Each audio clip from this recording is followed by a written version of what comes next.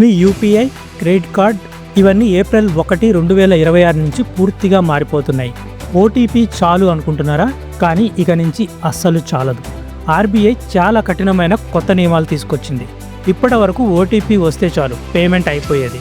April 1, 2026 నుంచి OTP మాత్రమే సరిపోదు. ప్రతి పేమెంట్కి 2 అంశాలు 2 ఫ్యాక్టర్ ఆథెంటికేషన్ తప్పనిసరి. First factor OTP are password. Second factor pin లేదా ఫింగర్ ప్రింట్ లేదా ఫేస్ ఐడి. ఓటీపీ మాత్రమే ఉంటే హ్యాకర్లు మిమ్మల్ని మోసం చేయడం సులభం అవుతుంది. ఇక నుంచి ఓటీపీ ప్లస్ మీ బయోమెట్రిక్ లేదా పిన్ 2 తప్పనిసరి.